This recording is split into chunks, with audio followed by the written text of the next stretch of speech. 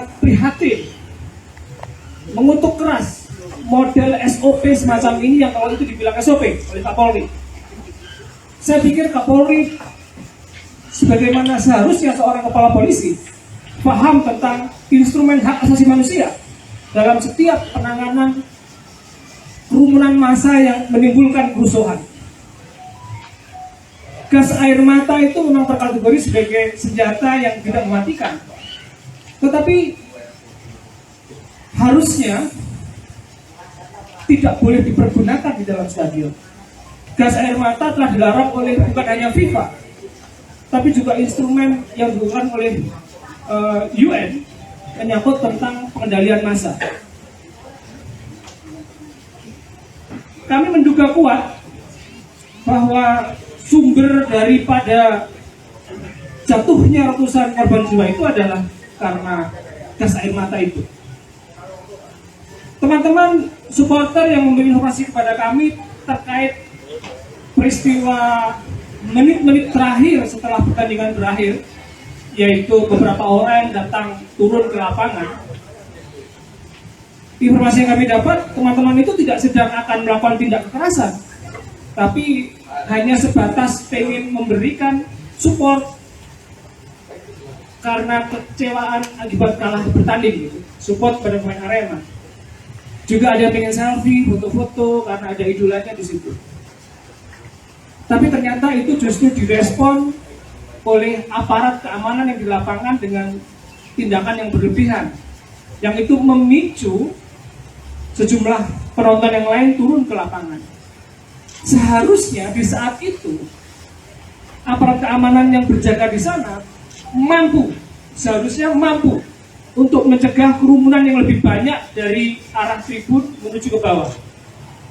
Ada banyak video yang beredar di media sosial yang merupakan rekaman dari teman-teman yang di lapangan untuk mengkonfirmasi hal itu. Kita punya polisi yang dilatih dan terlatih bukan untuk membunuh, terlatih dan dilatih untuk melindungi, terlatih dan dilatih untuk mencegah adanya korban, bukan dilatih dan terlatih untuk menimbulkan korban. Di tanggal 1 Oktober itu kita justru melihat bahwa polisi kita sebenarnya terlatih untuk bikin korban, bukan terlatih untuk mencegah korban. Ketika kerumunan massa dari atas tribun datang ke bawah, yang dilakukan oleh polisi justru menembakkan gas air mata bukan ke lapangan, tapi ke tribun. Di atas tribun itu ada ibu, ada anak-anak, ada orang-orang yang secara fisik memiliki kerentanan. Saya nggak habis pikir apa yang ada di dalam pikiran personil polisi yang melakukan hal itu. Ada juga rekaman video di sejumlah yang saya terima begitu tentang sorak-sorai petugas yang seolah-olah sangat bersemangat untuk menembakkan gas air mata itu. Hal yang menurut saya sangat memprihatinkan yang terjadi di antara personil polisi yang merupakan institusi kebanggaan kita.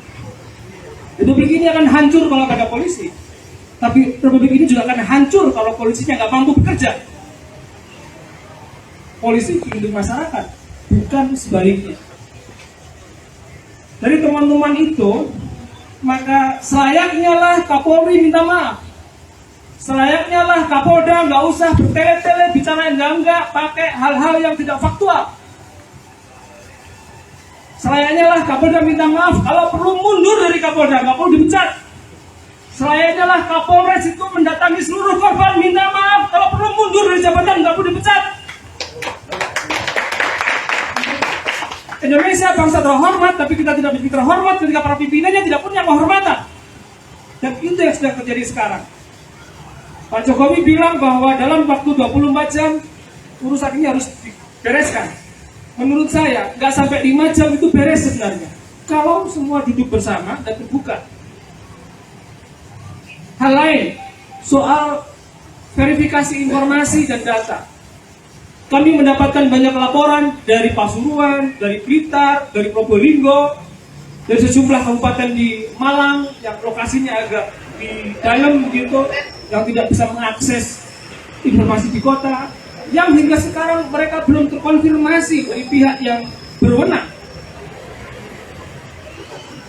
Jumlahnya nggak sedikit. Pagi tadi saya mendapat telepon karena kami membuka pos pengaduan, mendapat telepon dari seorang bapak di Pasuruan, anaknya meninggal.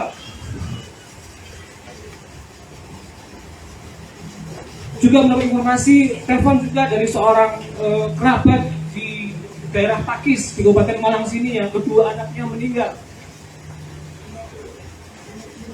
Ini peristiwa yang saya kira nalar kemanusiaan kita menjadi dipertanyakan ulang begitu. Apabila kerja cepat untuk urusan begini itu harus bertele-tele gitu.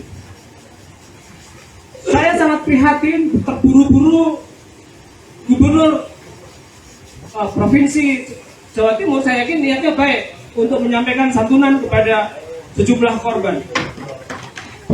Dalam peristiwa ini harusnya rakyat bukan mendapat belas kasihan, tapi kejelasan atas penegakan hukum. Harus ada kesimpulan yang utuh, apakah ini merupakan kelalaian petugas ataukah bukan. Kalau ini kelalaian petugas, maka bukan santunan yang diperlukan, tapi restitusi yang harusnya diberikan. Santunan itu belas kasih saja. Ya kita boleh kasihan dan kasih santunan ke orang, tapi rakyat punya hak. Ada aturan hukum yang harus ditegakkan di sana. Siapa yang harus dipecat di peristiwa ini, siapa harus dihukum di dalam peristiwa ini, dan korban harus diberikan pemulihan, restitusi oleh negara. Kurang lebih itu yang poin-poin penting yang ingin kami sampaikan dalam jumpa pers di siang hari ini. Kami belum membuat laporan utuh soal peristiwa ini. Tentu Kontras sebagai lembaga dan negara punya keterbatasan untuk menggali informasi. Kami mendapat informasi kunci dari sejumlah kerabat korban ataupun korban saksi langsung peristiwa di banyak tempat yang pada saat itu hadir langsung di stadion, menyaksikan detik-detik peristiwa itu secara langsung. Kami berharap informasi-informasi kunci itu bisa menjadi input, jadi masukan kepada polisi. Saya kira lembaga-lembaga negara yang punya kaitan dengan HAM itu juga harus segera membentuk tim untuk melakukan verifikasi soal peristiwa yang terjadi. Ada Komnas Hak Asasi Manusia, ada lembaga perlindungan saksi dan korban, dan ada kantor-kantor kementerian terkait. Kami mendesak agar ada tim independen yang melibatkan komunitas Aremania untuk bekerja bersama, melakukan verifikasi seluruh informasi dan kemudian melakukan follow up bersama-sama. Apa yang mesti dikerjakan dan apa yang mesti dipertanggungjawabkan oleh negara dalam peristiwa ini. Hari ini korban dan keluarga korban mengalami trauma. Walaupun saya kira teman-teman adalah orang-orang yang humoris dan lucu-lucu ya, sangat dekat. Semalam teman-teman bergurau, daripada kita main bola mending main rampak saja. Main bola mati gitu. Atau main pencak silat saja deh. Main bola mati itu di Indonesia, bayangin. Kalau main bola mati di jalur Gaza itu wajar. Ada orang perang main bola, matilah kita. Ini di area yang damai, tidak ada apa-apa, tidak ada orang berkelahi atau supporter, mati kita gara-gara main bola. Momentum ini menjadi pembelajaran buat kita bersama bahwa ada yang tidak beres di dalam standar keamanan yang diterapkan oleh polisi, dan itu menjadi momentum untuk kebaikan bersama. Saya pikir Terima kasih sudah nonton. Jangan lupa like, subscribe, dan share ya.